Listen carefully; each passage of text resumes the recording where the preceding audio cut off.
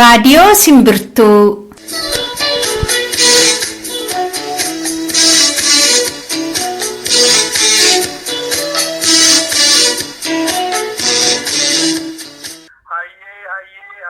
Waaqa gurraacha, waaqa Oromoo, waaqa bokkuu sibiilaa, waaqa shanangadaa, waaqa sagaltaman garbaa, waaqa salgan booranaa, waaqa ciicoo gurraattii, waaqa siiqqiyaayyoo, nagaadha walitti nu deebistee waaqa waliin nu dubbachii nagaaf kabajisiifa haa ta'u, handeeme nagaan haa galu, fayyaaf nagaa nuuf haa kennu, waan dhalatte haa guddatu, waan guddate haa buru, barri nagaa haa ta'u, bariin nagaa haa ta'u, gaarga nagaa haa ta'u, guddinni nagaa haa ta'u, galgalli nagaa haa ta'u, ganamni nagaa haa ta'u, handuule mirgaan haa galu. Ya jarana wallale malako babale sedeme mamalako amali kakle sakagara jalalle sala fetonara ya jarana wallale malako babale sedeme mamalako amali kakle sakagara jalalle sala fetonara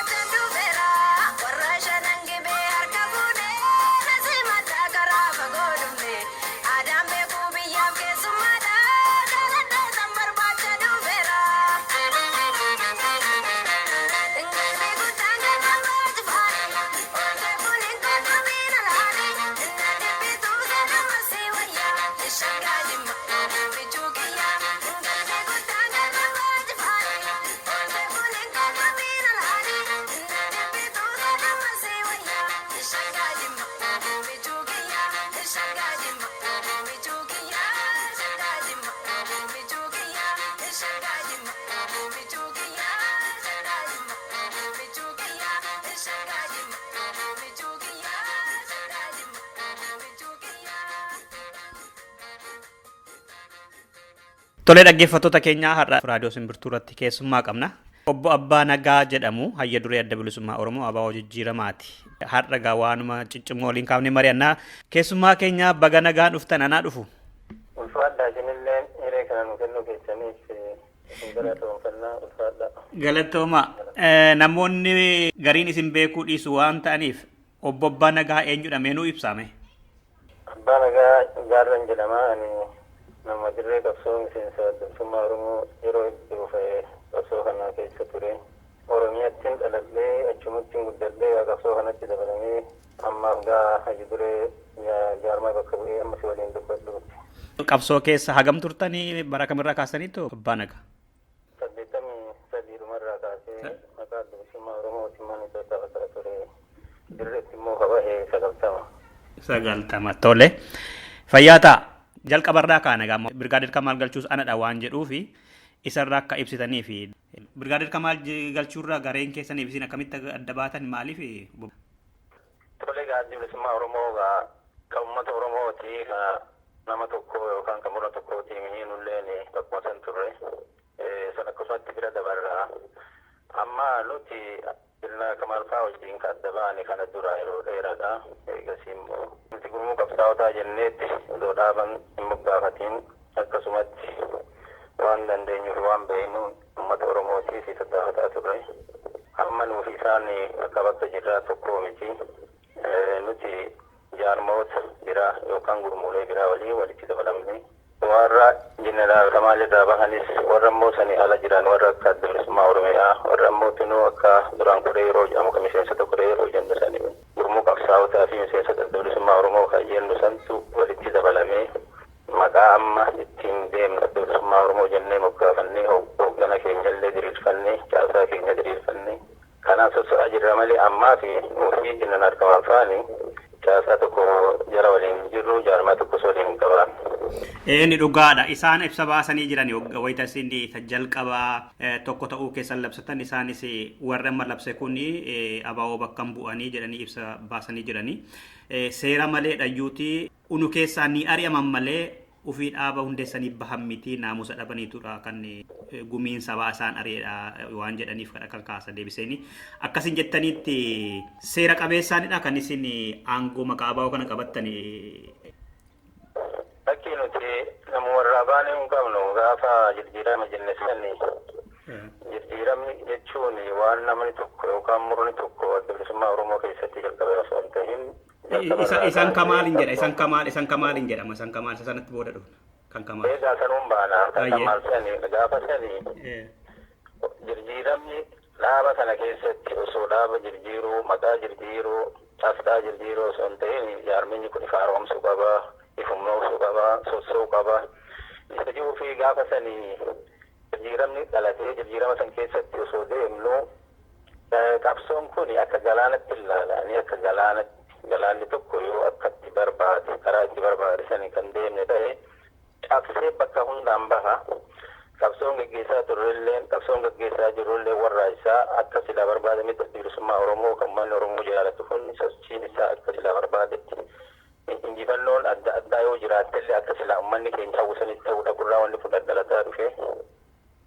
Gaafa isaan Jeneraal Kamaal fa'aan sagantaa Adda Bilisummaa Oromoo kana wayyeessine jedhanii lakkii sagantaa kanarratti nu guyyaa tokkollee hin dubbanne. Nu rakkoo sagantaa Adda Bilisummaa Oromoo irratti hin beeknu. Adda Bilisummaa Oromoo sagantaa isarratti rakkoo takkaallee heera isarratti hin qabnu. Deeggarsa qaba uummata Oromoo biratti fudhatamaadha. Yeroo dheeraa kanaan qabsaawaa turre nun baasu jennee warra irraa hafe nuti gaafa sani amma immoo nu qofaa miti akka ammarratti dubbataa jirru akka jaarmaatti warri gaafa san waliin hin jirrellee hedduun isaanii dabalamee amma jaarmaa haala ta'anii as ba'an jechuudha. Malee akkasiin jettanitti Birgaadir Kamaal irraa akkuma gumiin sabaa keessan jedhutti seeruma eegdaniitu irraa baatan jaarmiyaan keessan akkas hundeeffame jechuudha. Seera qabeessa miti waan siniin jedhaniifidha.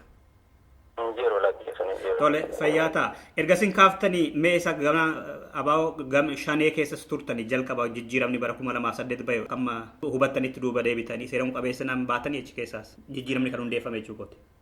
Warra isaan siin jedhaa jira warra isa tokko jaarma tokko keessatti biyya tokko keessatti yeroodhaan haaromsuun sagantaa isaa haaromsuun wama jiru waan ture waan qofaa miti. Nu sanirra dhaabbanni Adda Bilisummaa Oromoo keessatti sochiin kun akka silaa barbaadametti sa'a silaa barbaadametti akka uummanni keenya hawwutti bakka san hin geenye jijjiiramni tokko uumamu qabaadha wanni jennu nuti. Jijjiiramni tokko jaarma keessatti uumamu qabaadha. Seeraan ammootinuu namni murteessee dhaaba jaaris hin jiru. Dhaabni ammootinuu ifumaaf mataa isaatiin wayyeessaa ifa haaromsaa ifa gabbisaa deema. Sareera dhaabbanne jijjiiramni tokko godhamuu qabaa kan jedhuun yeroo kaafnutti hubannoo walqixam achi keessatti waan hin jirreef addaan bahuun dirqama ta'e jechuudha. Addaan bahuun dirqama ta'e. Akkuma isin jettanitti dhaabni seeraan ijaaramee hin jiru hoggaa jedhamu abbumti fa'ee keessaa bahee dhaaba biraa ijaaruu danda'a. Kan keessan kanas namni godumatti isiniin maqaa rarraasee aangoo fudhatuu hin danda'ama. Akkatti wal ajajaniyyuu rakkisuun fakkaatu akka heeraaf ajajamuun hin jiru yoo ta'e karaa heera keessatti maaliif falliin kennamu yookaan illee yoo barbaachise karaa heeraa maaf hin deemu? Addi bilisummaa Oromoo heeraan ture moo heeraan hin jiru inni jedhu addi bilisummaa Oromoo jaarmaa haaraa mootummaa seerri isaa kan jedhanii irratti ibsa kennamu miti. Heera isaatiin wal dargee wal horatee rakkoon fedhas yoo jiraatuuf wal danda'e bifa saniin ture sadarkaa kanarra ga'ee uummata Oromoo biratti illee fudhatama argatee ture jechuudha.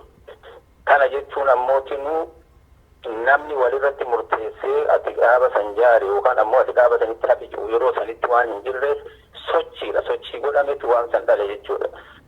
Kan ammootinuu wanni kana dhalu maali? Rakkoon adda addaa yoo jiraattu, injifannoon adda addaa yoo dhabamtu, wal hubannoo yoo dhabamtu, walii abboomuun ammootinuu akka silaa barbaachisetti seerri sanii fi seera sanii seera bilisummaa Oromoo akkuma hundi keenya hubannutti sa'aatti murtaa'ee qaba. Korri sa'aatti murtaa'ee qaba. Walga'iin sa'aatti murtaa'ee qaba. Kun hundi ta'uun yoo kadhabu taate gufuun dhalataa jechuudha. Yoo dalagaan ammootiin injifannoon kan jiraanne taate rakkootu uumamaa. Rakkoo kana ammoo gadi taa'anii wal hubannoon fixachuu dhabuun rakkoo mataa isaa danda'e. Kanarraa adda qofaa miti. Adda qofaa miti. Bilisummaa Oromoo keessatti rakkoon dhalatee itti murtaa'aa kaasee bifuma kanaan yeroo yerootti wanta akkanaa deemaas ga'e kunillee itti fuufataniiti. Sarmatu addaan nama baase malee seerri hin jiru namni hin jiru. Dhugaa keessan hin hubatama. Dhuguma yeroo hedduu deddeebi'ee mul'ateera dhaaba sana keessatti rakkinni mul'atee keessaa baanee jijjiirama fiduudhaaf jettani. Garuu immoo warri keessaa bahan immoo iddoo tokkoon jirani dhaabichuu akka hin taanetti caccabee namoonni iddoo meeqatti harca'ee gareen dhaaba biraatti gale. Kanaaf tarii qophaa inni gahaatu hin godhamne jettanii gaabbitu amma wanta yeroo sana godhametti caccabuusaa hoggaa agartan. Wanni itti gaabbinu hin jiru. Wanni itti gaabbinu wanni hin jirreefi hin taha yoo wanni kun ta'uu qabaa jennee waan gooneefi ittiin gaabbinu abbaan biraa waan biraa jechuu danda'a. Tole fayyaata amma gaagara isa kana finneerra jaarmiyaa amma tokkoomne jettan si'a lammaffaan ibsi baheera. Maqaa jaarmiyoolee waliin tokkoomtanillee kakaastaniittu. Kanaa booda gurmuu qabsaa'otaa adda walabummaa Oromiyaa kan jedhu kophaatti hin jiru. Tokko taaneerraa kan jedhu ibsa baaftaniittu. Mee ibsa isa dhumaa bahee kana dhaggeeffattoota keenyaaf ibsaame bobbaa nagaa. Maa inni qabiyyeen ibsa keessanii ni dhuma kana? Maaliif baaftanii maal jedha? Tole gaa ibsa baafne nuti gaafa duraa waliigaltee keenya uummata Oromootiif ibsinee ka duraa kanuma ibsaa waliigalteen keenya kun waliigaltee seena qabeessa jennee ilaallaa namni akka biratti abbaan laaluu danda'a. Nuti immoo gara keenyaan adda bilisummaa Oromoo keessatti namni seeraan jaarmaa yeroo jalqabaati namni bakka afur irraa ka walitti dhufe jechuu dandeenya. Duraa kanaaf baafne isa ammoo lammadaa baafne kan ammoo walgahii keenya eega waliigalteeti asitti keenya ka hogganni olaanaa walitti dhufee taa'e waan ta'eef uummata keenyaafillee miseensa keenyaafillee deeggaraa keenyaafillee haala qabsoon amma keessa jiru waliin wal qabsiifnee ittiin tallee irra guddaa yaamisa goone jechuudha. Yaamisi ka goone immoo murnoota akka jaarmatti jiran jaarmawoota jiran gurmuulee jiran miseensota mootinuu bakka bakkatti faca'anii jiran kanaaf yaamisa goone inni irra jenne ka goone ibsi keenya kanarratti irraa jechuudha yoo yaamisa godhu. Mooraa hajabee sunu mooraa abaa'oo tokko hatumsunuu kan jedhudha miti qabiyyeensa dhaabbilee siyaasaa Oromoo warri kaayyoo wal fakkaataa qabaatan walitti dhufnudha.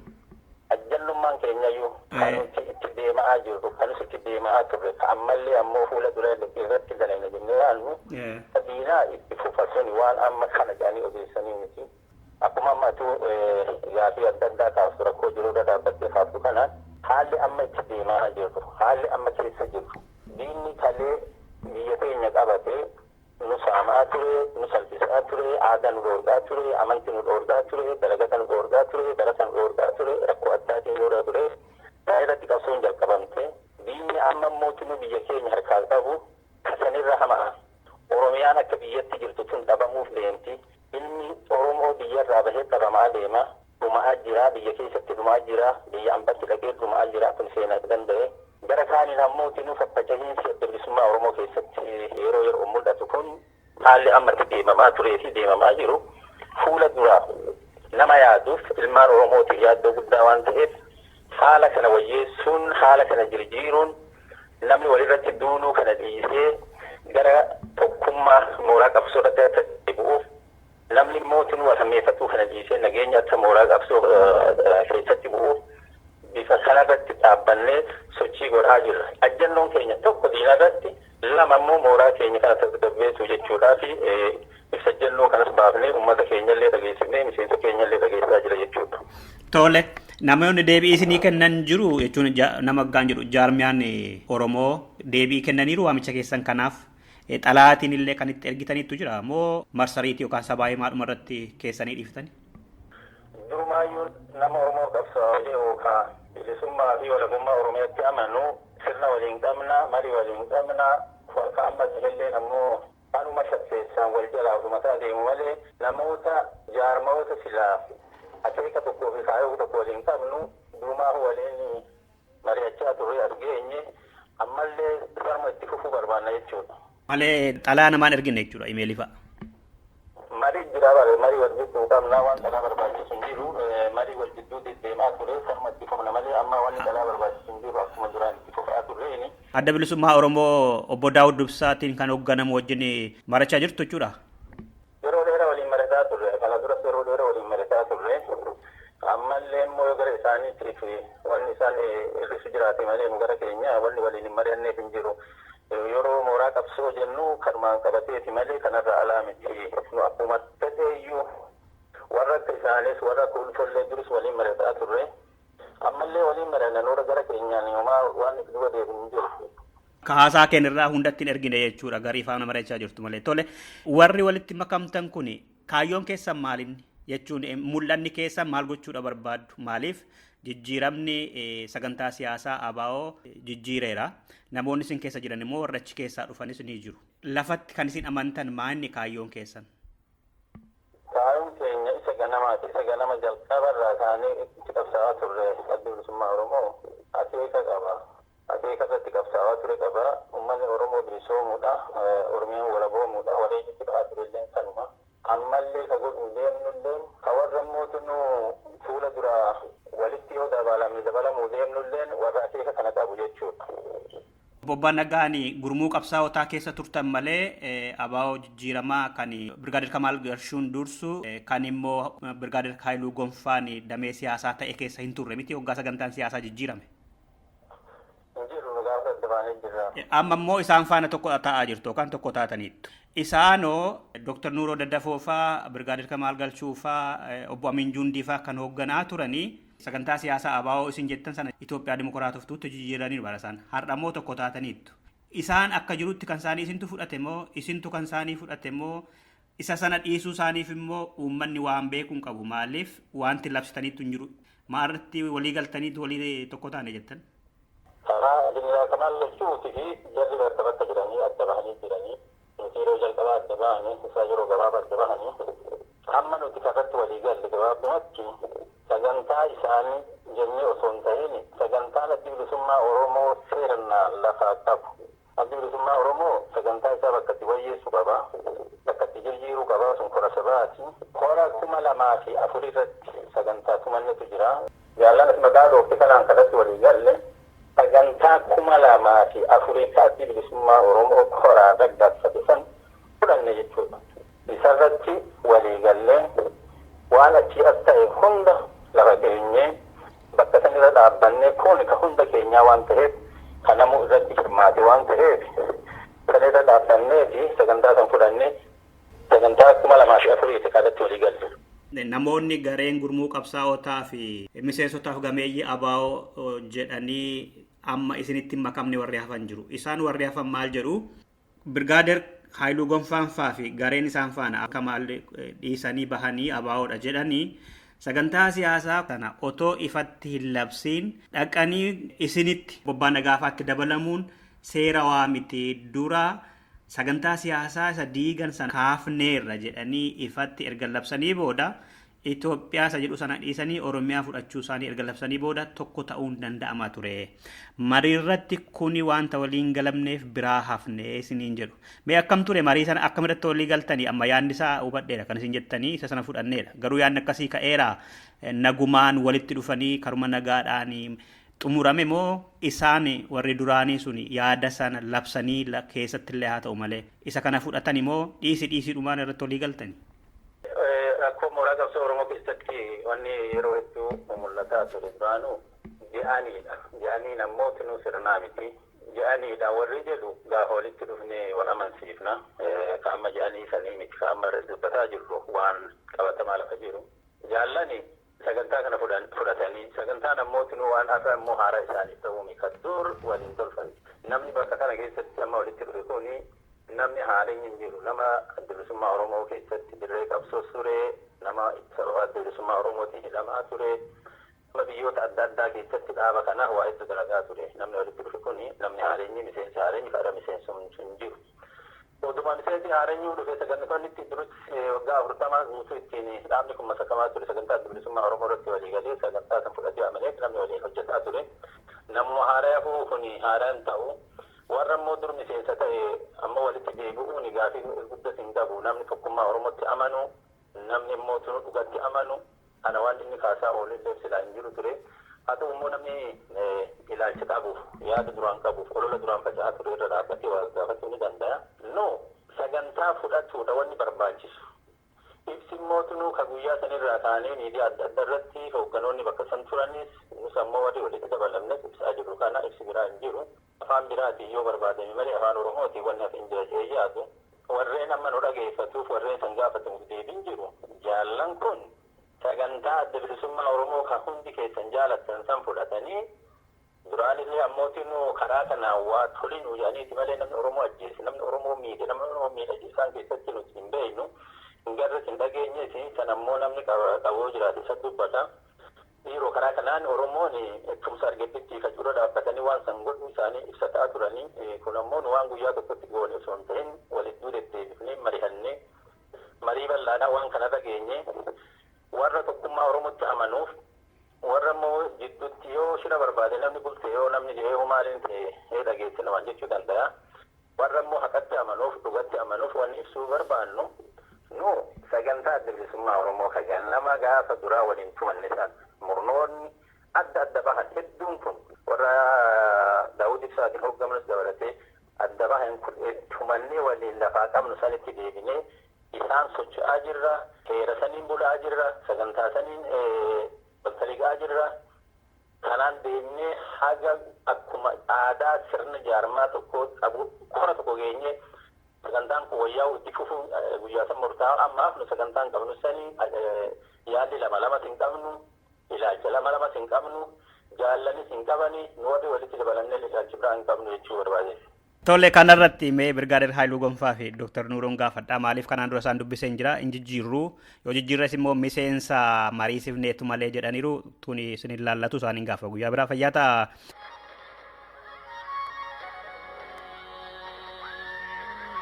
Tokkummaa farsaa tokkummaa dammaa. Karaa dheeraa faanee karaatti maafna.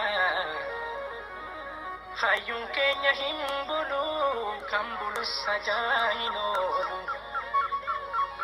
Alaalatti wal baqataa gumaa walii nyaachuu. Gandatti wal himataa keenya faloo dhibee lammii koo faladhu lammii koo faladhu. Jaarsa qabadhu waamii manararame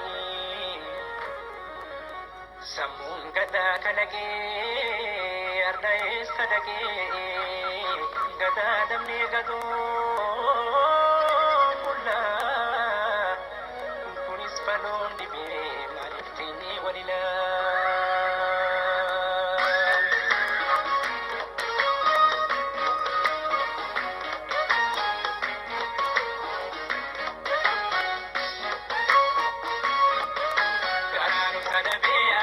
Yaade biyya garaanu sadabee yaade biyya abbaatu dhoowwataa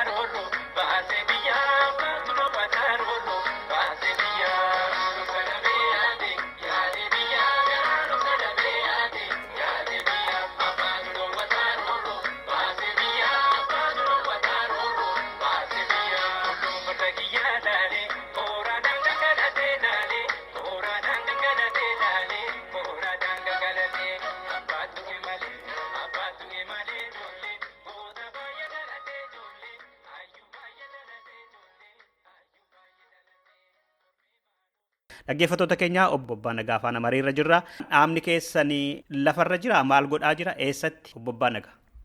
Jaarminni lafarra hin jiru qilleensarra jiru duwwaa hin jiru jaarminni lafarra jira ilmummaan namaatu qofa osoo hin ta'in lafarra jira. Ammallee lafuma san irra jirra lafuma san irratti hojjetaa jirra fuula durallee ammoo lafuma san irratti hojjetuuf deemna lafti irratti hojjetuuf deemnu immoo biyya keenya Oromiyaa akkuma dur irratti hojjetaa turretti waan dandeenyu waan beeynuun lafarratti hojjetuullee falmallee nuuf haaraa miti ammallee sama godhuuf deemna lafuma irratti hojjetaa jirra jechuu barbaadeeti kaan ammoo tinuu ka'uti duraanis qaamonni kun akka walitti hin dabalamin hundi isaanii qilleensa gubbarratti ta'an jiranii waan danda'aniin biyya keessattis waa hojjetaa turanii jaarmaa ijaaraa turanii waraanallee haati xiqqaatu waraana galgala labsan kana odoo hin ta'in waraana riphee lolaa haga danda'ametti bakka bakkatti namni utubuun isaa hafne isa san mara walitti deebifnee qindeessinee jaarmaa tokko jalatti deebifnee caasaa tokko jalatti deebifnee abdan nagaa kaan ammootinuu fuula dura walitti himna gaawaan irra geenye sanii isa gaaffii koo fayyaa ta'a gaaffii kee qulqulleessuuf lafarra jirtanii hoggaan jedhu akka dhuunfaatti miti jaarmiyaan keessanii waraana qabaa'oo ka durii toon taane amma jaarmiyaa biyya keessaa qeerroon jiru jedhamu faana hidhata qabdu jechuunis akka jaarmiyaatti wanti sochoosaa jirtan jira ka jedhu sinii kaasuu barbaadeen deebisaniittu gariisa amma gabaabaadhumatti ni qabna waraanas jaarmiyaas biyya keessaa jettaniittu jennee fudhannu. Uummanni Oromootu amma ragaa bahaa jira. Uummanni Oromootu waraana jaarmas qabaachaa ture, miseensa waraanas qabaachaa ture. Addaayyoo babal'illee akkuma daboo. Lakki an keessan kan abba isin hooggantan. Lakki an sama sittimaa jira malee kan nama biraa sittimaa jiru. Caasaan jiru sun nima jira, ka jaarmas ni jira, kan mootinuu waraanas ni jira.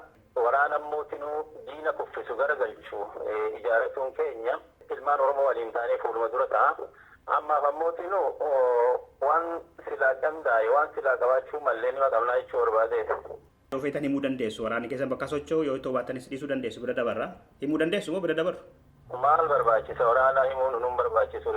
Waraanni mukatan jala jira achi jira jechuun nuun barbaachisu. Fuuluma durallee jirmumatti walitti himna malee yookaan ammoo hojii maal waraanni waan dho'isaa hin qabne waan diinaan lolu waan ajjeesee garsiisu. Waraana bakka akkasiitii qabnaa bakka akkasii qabnaa suni bar diinni akka horiin baafne akka diinni waan sila barbaadu san qabeenya dhangalaasee bakka isaa arguu barbaadu hooggana isaa dhaguu barbaadu ibsuma ta'a malee suni riphee lola aadaa fi ibsuma hin barbaachisu ka jennu qabna nu fuuluma duraafu. Tole kanas qulqulleessinee bira dabarra. Erga walitti dhuftanii hortan immoo durumaan iyyuu jaarmileen arfan keessanuu kophaatti waraana fa'aa jaarmiyaas biyya keessaa qabdu turtan immoo caasaas akkamitti isinii mijateera amma walitti dabalattanii? Namuu mataa mataatti waa qabaachaa ture, humna qabaachaa ture, humna adda addaa qabaachaa ture. Isuma san walitti dabalataa jirra bakka ammaa waliin dhuunfatillee wal dhuunfachiisaa jirra jechuudha. Jaarmiyaan keessan kun caasaansa akkamidha? Gumii sabaa kan jedhamus hojii raawwachiistuu kan jedhus akkasii qabaa? Kun heerarra jira akkuma heerarra jiru sanitti godhanna nuti caasaan keenya akkuma heerarraa qabnu sanitti qabaachuuf deemna isuma san qabaachaa jirra akkasumatti dalagaa jirra jechuudha akkuma heeraan qabnu san heerri keenyatti ibsa jechuudha heerri nu qabnu heera bilisummaa Oromoo waan ta'eef heera bilisummaa Oromootiin qabnu san osoo tokkollee hin jirjiirin haga guyyaa koratti sanuma hojii raawwachinaa jechuudha. Kan amma hoogganni keessan miseensa meeqa qaba hojii raawwachiistuun kan filatamtan immoo miseensatu sin file moo hojii raawwachiistumatu deebisee ol file? Koree hojii raawwachiiftuu kaa filu gumii sabaati. Gumii sabaa ka filu kora sabaati. Akkuma duraan bakka bakkatti namoo filatee walitti dhufee sanuma walitti makne jechuudha. Kana maaliif isinii kaasaa yaadota namootaati ammas kana si kaasu? Gariin isaanii inumaayyuu hundi isaaniiyyuu warri jedhan jiru. Hooggannoon isaa ala jira, dirreerra hin jiranii yookaan immoo namni maqaa isaanii kaasuu didnaan gurra horuudhaaf walitti makamanii labsatan malee ufiiyyuu ala kana jiru. Ameerikaa fi Awurooppaa taa'anii dhibbatti maal godhu lafarratti isin jiranii wanta isin jedhaniif isin kaasa. Beejaroota kanaaf deebii keessan maal ta'a? Dhuguma lafarra turtanii Awurooppaa Ameerikaa ta'anis qabsoo gaggeessuun hin danda'ama kanaaf rakkoon hin jiru jettanii deebii kennitu moo maaltu? Warri waan akkasii kaasu warra guyyaa tokkollee Oromiyaa irraa bahee Oromiyaatti deebi'een beene jenna nuti deebiin qabnu. Namni qabsoo godhu yeroo qabsoo godhuu jalqabutti bakka qabsoon isa dhaabde bakka dhiibbaan diinaa isa dhaabde dhaabbatee bakka mootiin furmaata argateen deebi'ee diina isaa waraana kafa fagoo jirulleen hojiidhaan biyyatti deebi'uu danda'a. Ka biyya keessa jirulleen bakka laallatee diina isaa waraanuu danda'a. Kun isaaniif haala ta'uu danda'a. Warra akkas jedhee fi hin barsiifna fuula dura itti himna. An amma akkasii waliin dubbatu kun marraa hagamiin biyyarraa bahee qawwee baadhee biyyatti deebi'e.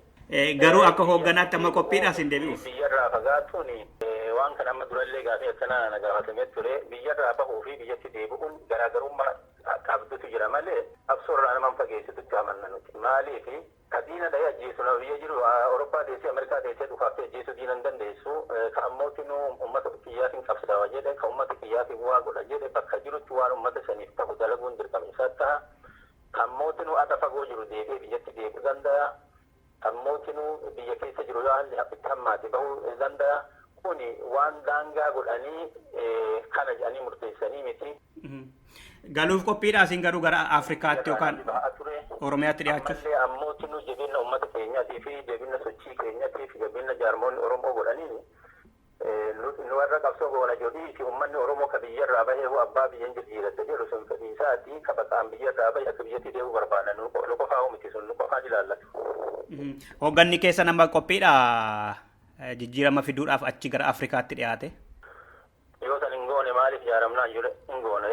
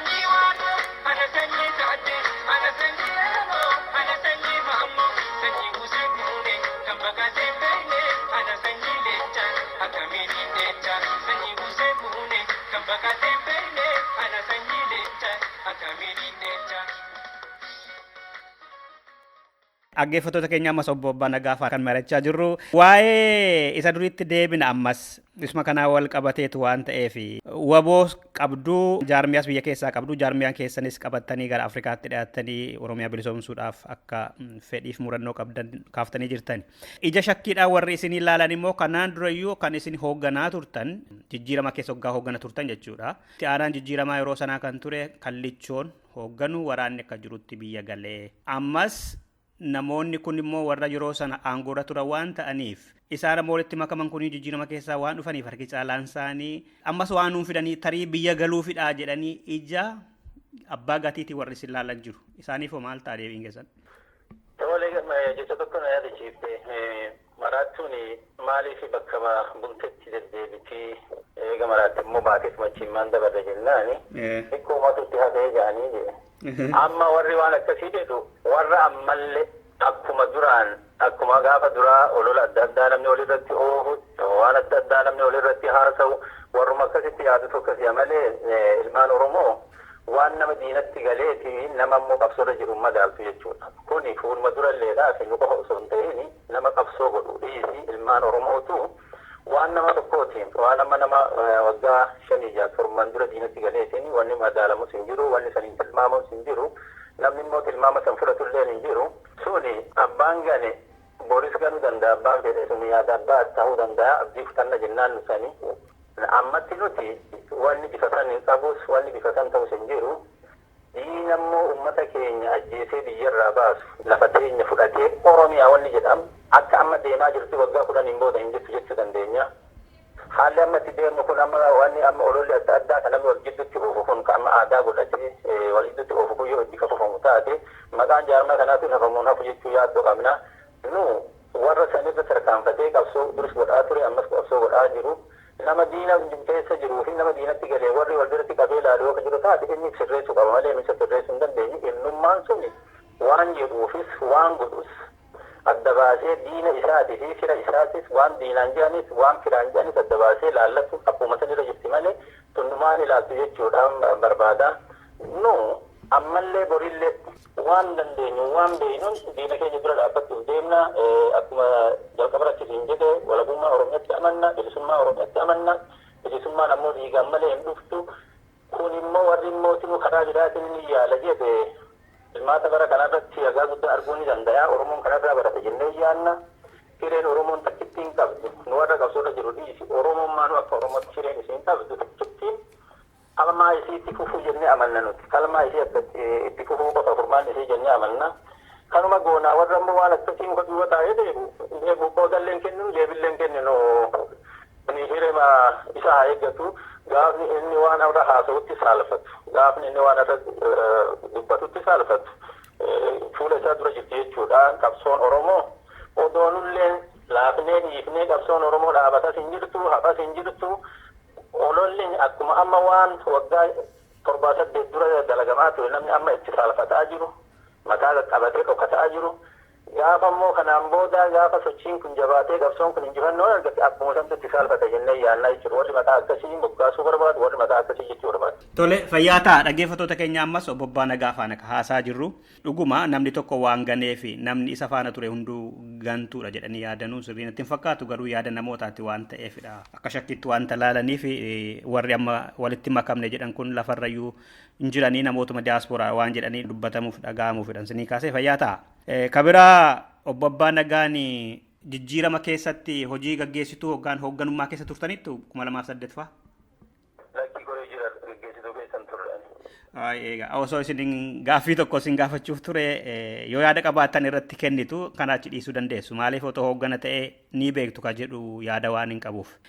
Waraana bilisummaa Oromoo kan Asabitti miidhaan irra ga'e jedhamu mooraan waraana bilisummaa Oromoo kan Asab ture Birgaadeer Kamaal harka ture.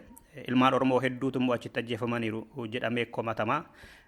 Qorannoonis gaggeeffamee qorannoo sana waraqaasaa of harkaan qaba. Maqaa namoota du'anii jiru. Namoota baay'eedha. Paayileeticha Darajjee Waltajjiifaa, Artistii Yohaannis Oljirraafaa namoota hedduutu jiru. Ani hooggana keessa jirtu yoo quba qabdu isiniin jechuuf ture. Asirratti akka oduutti wanta dhageessaniiru jira. Maaliif ajjeefaman namoonni sun waan beektan qabdu isin Abbaa Nagaa? Odeeffannoo kanaan qabu ammoo dhagaa jira malee odeeffannoo kanaan qabu ani sanirraa homaa quban qaba. Naayiroobii turtanittu 2006 2007. Naayiroobiin ture. Bara injiineroonni lamaan qabaman naannoo sana turtan jedhan dhuguma? Achin ture Naayiroobiin jira. Kanaaf qubni isinitti qabama. Warra qabamu keessaa tokko isinidha. Obbo Abbiyyuu faa, isin faa namoota 2-3 tokko. Isintu qabsiisee jedhama. Dhuguma waan kana quba qabdu? Hundirraan deebi'ee waan tokko sitti kaasuu barbaada.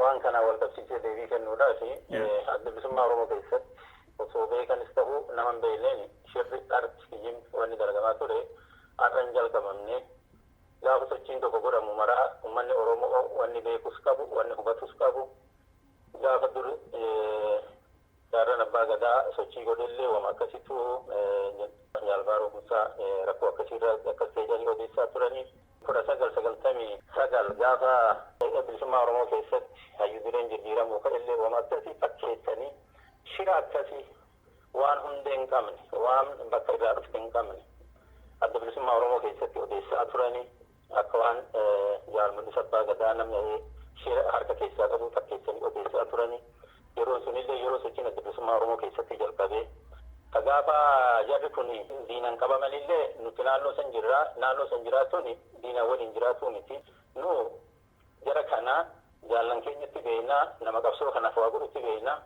taasaan isaanii ammoo nu jalaa hin jiru gara biraatti taligamaa nama yeroo sana duree jennee duratti ilaalluudhaan jarri kun qabamuu isaatu dhaga'e.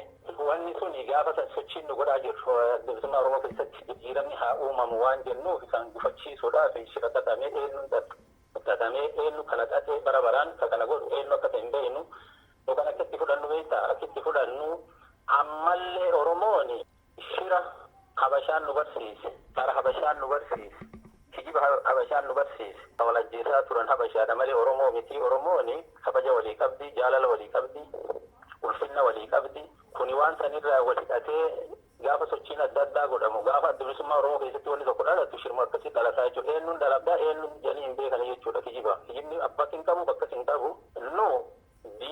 Diinaan hidhata hin qabnu jaalli ati maqaa dhooftee anas tahee nama biras tahee warra diinaan hidhata qabu miti. Nama diinuma sanuyyuu guyyuma tokkotti illee mootummaa jaallatti wal beekuu miti.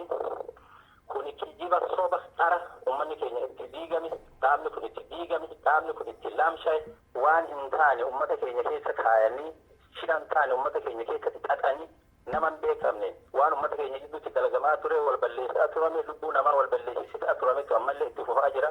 Kana fuuluma duraa Oromoo yoo irraa baratte malee bifa kamiin uummanni keenya yooma bilisoome yooma biyyata argateeyyuu shira akkanaatiin akka deemnutti akkamitti bakka tokko ga'uu danda'a jiru waan guddaa namatti dhagahamu. Kijiba kana immoo dhaga'aan ture muka duuballee dhaga'aan ture akka namatti sammuu namni waan kana sanatti kaasee jira. Kuni kijiba soba akkasumatti deebisaa fi ture ammallee mootummaa siitillee kana gaafatulleedhaaf wanni ifa godhuu barbaadu uummata dhaggeeffatullee ifa godhuu barbaadu. Kun ilmuma Oromoo keessa wanni akkasii jiraachaan turre kijiba soba kana mootummaa irraa badannee kuni waan fakkaan waan Oromoon fakkaan yaada Oromoon keessatti namni dalaguu hin qabne namni Oromoo qabsaa'ullee kana godhuu sadan turre yoo mootummaa hawaasa keessaa wanni kun dalagamellee wanni kuni dalagamuun hin turre kijibni akkanaa faca'uun hin turre. Diinni ammootiin akka diina hin jenne yeroo sochii adda bilisummaa Oromoo jettu qofti gadi ba'ee waan akkanaan odeessu 89 keessa kan odeeffan 1995 keessa waan akkanaa odeeffan 2097 keessa waan akkanaa odeeffan hundi isaa yoo xiinxalee ilaalu namni yaadu hundi isaa beekuu danda'a jechuudha. Yeroo sochiin adda bilisummaa Oromoo keessatti dhalatu namoota sochii wahii tokko kana keessa qooda qaban jedhan irratti olola oofuun aadaa waan ta'eef eenyuun ta'ee hin beekne abaluun jennu osoo beeknellee ammootiin gaafuma sirnaa bakka sirnaa malee miidiyaa kana irratti abalu akkasii jedhee ilma Oromoos maqaa dhuun barbaadu kuni kijiba jechuu barbaade si deebisuu barbaade. Akka dhuunfaatti walitti dhiyeenya yookaan mufannaa walirraa qabdu isaan faana? Waan takka jidduu keenya hin jiru. Wanni takka maaltu jidduu keenya jira jaallan qabsooti nama Oromoof qabsaa'u nama Oromoof waa baratanii Oromoof waa goona jedhanii godhuu qofaa'u miti namoota waa dalagaa jiran jechuudha diina irratti gaafatan. Tole labsii keessanitti haa deemnu as jaarmaa keessanitti. Akka walii galaatti wanti jettan jira wanti dabarfachuu barbaadan yoo qabaattan carraa isinii kenna. Tole egaa wanni dabarfachuu barbaannu carraa kenne kanatti nuti ajjannoo keenya ifaadha. Ajjannoon keenya uummanni Oromoo qabsoo isarratti hiriyuu seenaa uummanni Oromoo tokkummaa barbaadu isaanii hojiin argamsiisuu isaa barbaanna. Uummanni Oromoo yoo jennu uummanni Oromoo tokkummaan dhabne maqaa jaarmayaatiin uummanni adda babahee ciccitee bakka bakkatti mootummaa wal madeessaa jiru kun waan kana dhaabuu isarra jira kajuu qabna. Maaliif wal waraanaa diina waraanuu waan hin dandeenyeef walirratti ololaa diina keenya irratti ololuu waan hin dandeenyeef biyyi qabnus takka taa'uun qabnus takka uummanni qabnus tokko waan ta'eef taa'uun keenya illee kana hin hayyamu. Kun immoo waan guyyaa keessaa haalan taaneen jaarmaa keenya keessatti daldalatu rakkoo kana uume kana keessa baasuudhaaf uummanni keenya dhugaa qabachuu qabaata jiru qabna jedhaniidhaan jetteedhaan wal balleessuun qabu walirratti ololuun qabu wal jibbuun qabu ka jennutti amannaa jechuudha uummata keenya kana yaaminsa goona. Osoo hagarraa godhaa turtan firii isaa argaa jirtan guddina isaa argaa jirtan yoo jaarmeenyi illee akka isin barbaanne sanitti akka isin barbaaddan sanitti kan deemne ta'e isin ammootinuu guddina keessaniin jabina keessaniin diina keessan saaxilaa jirtanii diina keessan dura dhaabbataa jirtanii diina dura dhaabbachuun ammoo tokkummaa barbaada humna barbaada waliigaltee keessan jabeeffadhaa ka duraan qabdanii jaarmayoota ammootinuu kanallee irratti haga dandeessanii shiraan odoo hin ta'in dhugaadhaan jaarmanyi kun akka tokkoon akka gara tokkummaatti deemu godhuun gara keessanii liqoonni keessan isinirraa eeggannu guddaadha. Abbaan qabsoo isin waan ta'eef nuti isiniif qabsoofna kan ammoo beeytanii waan dandeessanii nu cinaa akka dhaabbattan ka jennu gara uummata keenyatti dhaamuun barbaada. Gara miseensota irratti cimsee dhaamuu barbaadu wanni haasawamaa turee fi wanni godhamaa ture qabsoon nu godhaa turree fi godhaas jirru garaagarummaa guddaa qaba. Diinni keenya uummata keenya miidhaa jira. Seenaa keenya balleessaa jira, aadaa keenya balleessaa jira, qabeenya keenya saamaa jira. lafateenya gaanu kaasaa jira. Kaan ammoo tunu hollootaa gootaa jira. Kaan dureejii gootaa jira. Qabsoon kalee itti wareegamtan sun, qabsoon kalee itti dadhabdan sun ammallee waan bakka hin ga'iniif teessanii ilaaluun furmaataa miti. Furmaanni tokkichi qabsoo ala waan hin jirreef qabsoo kanarratti qabsoo kalee godhaa turtanii jalatti deebitanii rakkoon fedhellee yoo jiraate, kirri fedhellee yoo jiraatu taate waan kana sirreessuun nurra jiraata malee namni biraa dhufee kan waan kana nu sirreessuun jiru. Kanaaf jabinna qabdanii, dandeettii qabdanii, beekumsa qabdanii gadi baanee haala amma jiru kana jijjiiruudhaaf tokko mooraa qabsoo keenyaa kana jijjiirama keessatti argamsiisuudhaaf tokkummaa kaleessan bakkatti deebisuudhaaf qindeessinee ijaarree lafa ulkaanee waan dandeenyu waan beeka kaasu miseensota keenya immoo faffadhaan kana deebisnee tokkummaa jalatti deebisnee ijaaru kanaaf deemaa jirra. Kanarratti akka cinaa nu dhaabbattan akka nu gargaartan kun immoo yaamsa qofaa miti dirqama lammummaa isinirra jira. Kana beektanii akka cinaa nu dhaabbattan gaafannaa kanumaan dhaammatuu barbaada. Warri immoo miidiyaarra dalagaa jiranillee waan tokkummaa Oromoo irratti dalaguun isaanirra jira jechuudha. Waan tokkummaa Oromoo faarsuu dhaadheessutu isaarra jira jechuudha. Hiree kana nuu kennuu keessaniif hedduun sin galatoomfadha. Bifa fedheenu namni yoo waliin dubbate yoo uummata isaa duratti waa dubbate waa hedduutu isaa mul'ataa deema. Hiree kana nuu kennuu keessaniif akka jaarmatti illee maqaa jaarmaa bakka bu'ee dubbatuun isin galatoomfadha fayyaa ta'a. Tole obbo Abbaan Nagaa guddaa galatoomaa yeroo keessanii fi fayyaa ta'a. Dhaggeeffattoota keenya qophii keenya kanumaan xumurree jirra.